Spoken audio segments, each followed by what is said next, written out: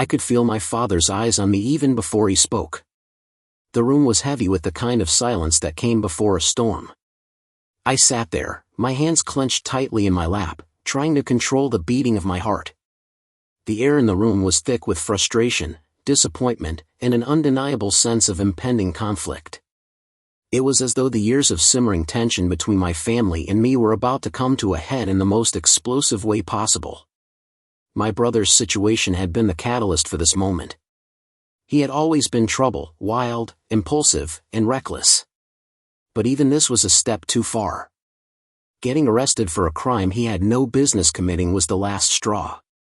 My father had always been the type to cover up his mistakes, to pretend everything was fine for the sake of family appearances, but this time, I wasn't going to let it slide. Not anymore. Are you really going to let your own brother rot in jail? My father's voice broke through the tense silence, sharp and accusatory. He stood there, pacing, his face a mask of anger and disbelief. You're the only one who can afford to bail him out. Why are you being so stubborn? I took a deep breath, trying to remain calm, but my mind was racing. The thought of helping my brother, after everything he had done, made me sick to my stomach. There was no way I was going to throw away my hard-earned money for someone who had continuously made bad choices, who had lied, cheated, and dragged our family through endless turmoil. Yet, here my father was, standing in front of me, demanding that I save him again. Dad, I'm not going to bail him out. Not this time, I finally said, my voice firm but trembling with emotion. He needs to learn that there are consequences to his actions. I've been cleaning up after him for years, and I can't do it anymore. I'm done. My father stopped pacing and turned to face me, his eyes blazing with fury. You think you're above this family? That you can just stand there, pretending like you're better than him? He's your brother. He's in trouble, and you're the only one who can help him. You owe him that much. The words stung, but I refused to back down. My father's emotional blackmail was something I had become accustomed to over the years, but this time, it wasn't going to work. I knew that if I caved in, I'd be enabling my brother's destructive behavior all over again. I wasn't going to let that happen, no matter how much my father tried to guilt-trip me.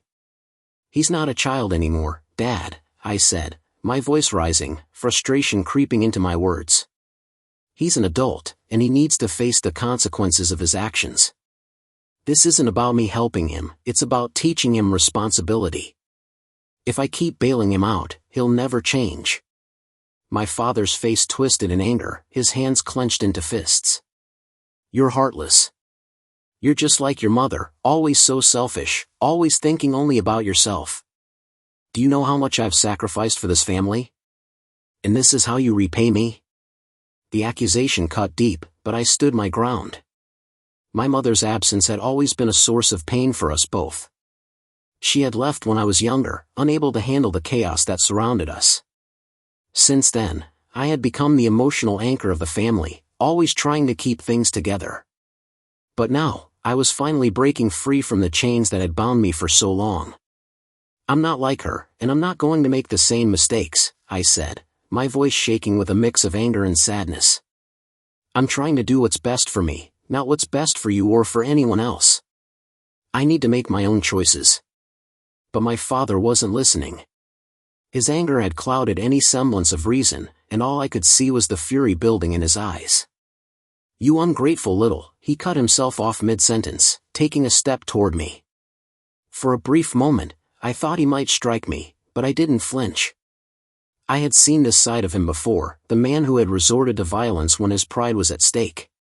But then, something inside of me snapped. I stood up abruptly, my chair scraping against the floor, and stepped back. My pulse raced as my heart pounded in my chest, my thoughts chaotic. My father's actions had always been unpredictable, but I was done letting him manipulate me. I was done being his punching bag, emotionally and physically. Don't you dare, I said through gritted teeth, my voice trembling with a mix of fear and defiance. Don't you dare come any closer. I'm not the one you should be angry at. It's not me who has messed up my life. My father stopped in his tracks, his face flushed with rage. For a moment, We just stared at each other, him, breathing heavily, and me, trying to hold on to my composure. The tension in the room was suffocating, like we were both caught in a trap of our own making. He was furious, but I wasn't backing down. Then, suddenly, his anger seemed to boil over. With a guttural growl, he lunged at me, his hands reaching for me in a blur of motion. The force of it sent me stumbling backward, crashing into the wall behind me. My heart leaped in my chest as I fought to stay on my feet, panic creeping into my veins. But this time, I wasn't the one who was going to back down. I pushed him away, my hands shoving against his chest, adrenaline flooding my system. The look in his eyes was one of disbelief and rage, and in that moment, I realized that this wasn't just about my brother's bail anymore. This was about everything. My entire life had been a series of compromises, of putting everyone else's needs before mine, and it had led to this, my father, furious and out of control, and me, finally standing up for myself. "Don't touch me," I gasped, my voice shaky but resolute. My father stared at me, his chest heaving as he struggled to regain control. I could see the confusion in his eyes. He wasn't used to me standing up to him like this. But I wasn't going to let him intimidate me anymore. "You've crossed the line," I said quietly, my voice steady now. "I'm not your pawn anymore. I won't be manipulated into bailing out someone who doesn't deserve it. And I won't let you control me with guilt." For a long time, he just stood there, his hands hanging loosely by his sides, his face contorted with frustration. I could see that he was torn, that a part of him was struggling to understand why I was doing this. But I didn't care. I had made my decision, and there was no going back. The moment my father lunged at me, time seemed to freeze.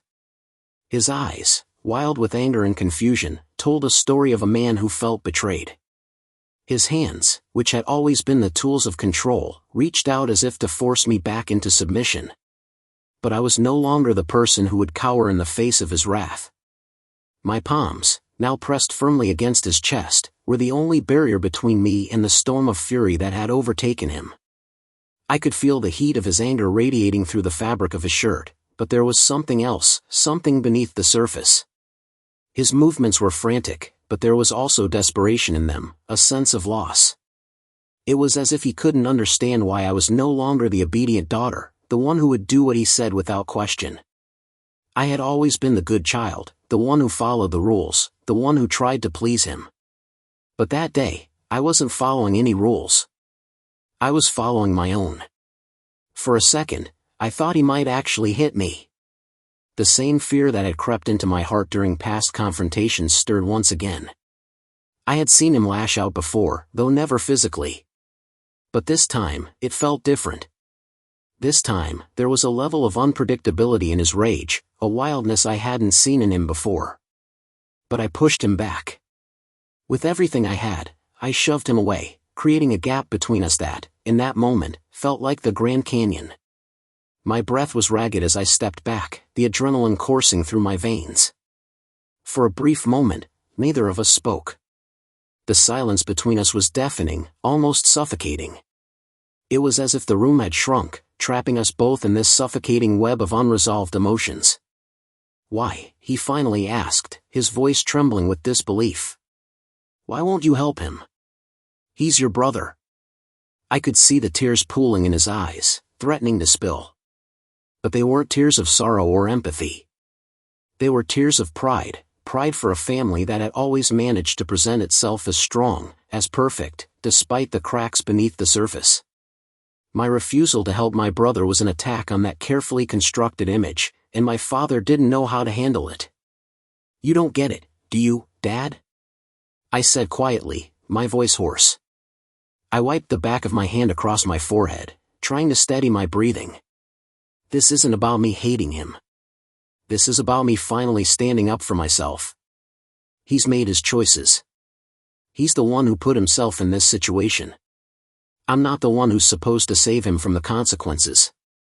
My words were sharp, cutting through the tension in the room like a knife. But they were the truth. It was hard to say them, even harder to believe them, but they were the only words that made sense. I had spent years trying to patch up the wounds that my brother's actions had caused, trying to be the peacekeeper, trying to shield my family from the mess he always made. But I was done. I had to be. My father's face twisted in agony. "You think this is easy for me?" he spat. "You think I like seeing my son behind bars? But you think you're the only one who suffered because of him. You think I don't know what he's done to this family?" His words hit me like a ton of bricks.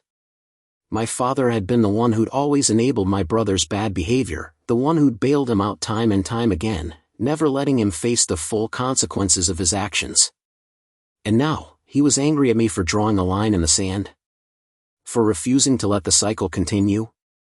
I clenched my fists, a wave of frustration washing over me. "No, I don't think it's easy. But you're not helping him by constantly rescuing him, Dad. You're enabling him. You're teaching him that there are no consequences, that he can do whatever he wants and we'll just clean up after him." The words came out before I could stop them. I hadn't meant to get this personal, to dig into the heart of my father's failures as a parent, but I couldn't hold it in anymore. This wasn't just about my brother. This was about years of buried resentment, years of feeling like I was the one who always had to fix everything. I wasn't the one who made the mess, but I was always the one cleaning it up. "You're selfish," my father whispered, his voice breaking as he took a step back. His hand shook as he wiped away the single tear that had slipped down his cheek. "You're just like your mother. You always think you know better. You're abandoning your family." The words stung, sharper than anything he had said before. My mother's abandonment had always been a sore subject, something my father had never quite recovered from. He had always blamed her for leaving, for choosing her own path over the family, and now, he was using it as a weapon against me. But I wasn't going to let him win. Not this time. "I'm not abandoning anyone," I said, my voice steady now, even though my heart was breaking. "I'm finally putting myself first. And I won't apologize for that." For a long moment, my father just stood there, his shoulders slumped, defeated.